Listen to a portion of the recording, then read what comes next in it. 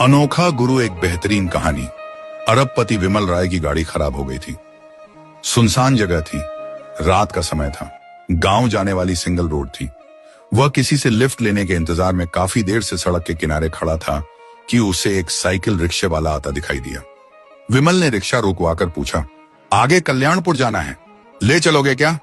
रिक्शे वाला गाना गुनगुनाने में मस्त था। बोला, आ जाइए, 50 रुपए लगेंगे।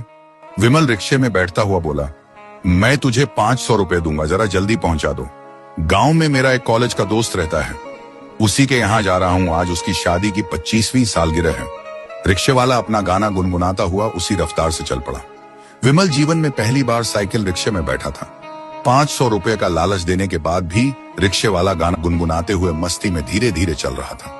विमल सोच रहा था, ये कैसा आदमी है, पूरे दिन में भी 500 रुपए नहीं कमाता होगा, आज इसे एक साथ इतने पैसे मिल रहे हैं, फिर भी चेहरे पर कोई खुशी नहीं झलक रही। सोचते हुए वह झुंझला उठा। वह बहुत मुश्किल से वक्त निकालकर दोस्त की शादी की सालगिरह में आया था। गाड़ी खराब होने के बाद उसने अपने दोस्त को फोन करने की बहुत कोशिश की, मगर फोन नहीं मिला। अगर मिल जाता तो वह दोस्त से कोई साधन मंगा लेता। अचानक रिक्शे वाले के फोन की घंटी बजी। उसने रिक्शे को पैडल लगाते हुए फोन को स्पीकर पर डालकर कान पर लगा लिया। उधर से रिक्शे वाले की पत्नी का घबराया हुआ स्वर सुनाई दिया। आप कहां हो जी, अभी तक नहीं पहुंचे? रिक्शे वाला बोला, रास्ते में हूं, जल्दी पहुंच जाऊंगा। मगर तुम इतनी घबराई हुई क्यों हो? पत्नी का स्वर रोने में बदल गया। वह रोते रोते बोली, बकरी मर गई, पता नहीं उसे क्या हो गया था। अचानक थोड़ी देर तड़पी, फिर मर गई। रिक्शे वाला पत्नी को समझाते हुए बोला, अरे यार, मर गई तो मर गई, तू रो क्यों रही है? उसका और हमारा इतना ही साथ था। पत्नी बोली, कल ही सौदागर उसके 8,000 रुपए दे रहा था, अच्छा होता उसे बेच देती, 8,000 रुपए का नुकसान हो गया जी, रोना तो आएगा ही। रिक्शे वाला बोला, वो पैसे हमारी किस्मत में थे ही नहीं, इसलिए अब दुख मत करो। समझ लो तुमने बकरी पाली ही नहीं थी, मैं तुम्हारे और बच्चों के लिए जलेबियां लाया हूं, आधा घंटे में पहुंच रहा हूं, सभी मिलकर खाएंगे। इतना कहकर उसने फोन काट दिया। फिर गाना गुनगुनाता हुआ रिक्शे के पैडल लगाने लगा। विमल राय को बड़ा आश्चर्य हुआ। वह सोचने लगा, ये कैसा आदमी है, पूरे महीने में 8,000 कमाता होगा, फिर भी इसे बकरी के मरने का कोई दुख नहीं है, कोई चिंता नहीं। कितनी सहजता से इतना बड़ा नुकसान सह गया। और एक मैं हूं जो अरबपति होने के बाद भी गाड़ी खराब होने से झुंझलाया हुआ हूं। मैं महीने के लाखों रुपए कमाता हूं, मगर 20-30 हजार का नुकसान होने पर गुस्सा करने लगता हूं, अपसेट हो जाता हूं। रिक्शे वाला अभी भी गुनगुनाता हुआ मस्ती के साथ रिक्शा चला रहा था। विमल राय बोला, एक बात बता भाई, तुम्हारी 8,000 की बकरी मर गई, फिर भी तुझे कोई दुख नहीं हुआ। तुम्हारी एक महीने की कमाई जितना तुम्हें नुकसान हो गया, फिर भी तुम्हारे चेहरे पर इस नुकसान का कोई असर दिखाई नहीं देता। या तो तुम जबरदस्ती खुश दिखने का नाटक कर रहे हो, या फिर तुम कोई मूर्ख हो जिसे ये पता भी नहीं है कि 8,000 रुपए कितने होते हैं। रिक्शे वाला हंसते हुए बोला, एक बात बताइए साहब, क्या मेरे दुखी होने से बकरी फिर से जिंदा हो जाएगी? विमल राय बोला, नहीं। रिक्शे वाला बोला, जब दुखी होने से कोई फायदा नहीं हो रहा तो मैं दुखी क्यों हूं? जिस चीज से मेरा सुख चैन छिन जाए, मैं ऐसी सोच क्यों रखूं? विमल राय बोला, दुखी होना इंसान के वश में थोड़े है, दुख तो अपने आप दिल में उपजता है। रिक्शे वाला बोला, गलत बोल रहे हो साहब, दुख अपने आप दिल में नहीं उपजता, यह तो इंसान की सोच के अनुसार दिल में पैदा होता है। अगर कोई भी नुकसान हो जाए, उस समय इंसान ये सोच ले कि जो गया वो मेरा था ही नहीं, मेरा वही है जो बच गया, उसके बाद दुख तो क्या, चेहरे पर उदासी भी नहीं झलकेगी।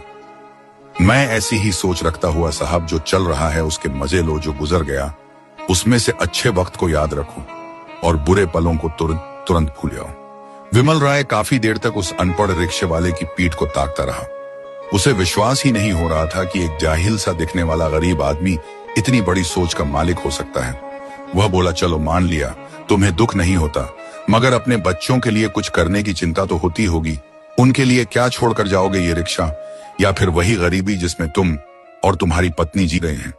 रिक्शे वाला बोला, मेरे बच्चे पढ़ाई में काफी होशियार हैं, अगर उनमें जिगरा होगा तो अपने दम पर अपना मुकाम बना लेंगे। मैं सिर्फ उनके लिए ये अपनी सोच छोड़कर जाऊंगा कि किसी भी नुकसान का शोक मत मनाना। बाकी औलाद के लिए कितना भी छोड़ दो, उन्हें कम ही लगता है। अपनी तो पक्षी जैसी सोच है साहब, बच्चों को पाल पोस कर बड़ा कर दो, अगर उनमें दम होगा तो अपना घोंसला खुद बना लेंगे, बाकी उनकी किस्मत में। रिक्शा चलाता हूं मगर मैं हर पल को खुलकर जीता हूं, जो मेरे पास है उसका आनंद उठाता हूं, जो मेरे पास नहीं है उसकी लालसा नहीं रखता। इतना कहकर वह फिर से गुनगुनाने लगा। विमल राय सन्नाटे में था। वह 50 साल का हो चुका था। पैसे कमाने में सारी जवानी निकल गई थी। इन 50 सालों में एक दिन भी ऐसा नहीं गुजरा था जो उसने खुद के लिए जिया हो। विमल राय सोच रहा था, मैंने पैसे कमाकर इकट्ठे करने के चक्कर में जिंदगी गुजारी है, जिंदगी को जिया तो बिल्कुल भी नहीं। कल्याणपुर आ गया था। रिक्शे वाला बोला, साहब कहां उतरोगे?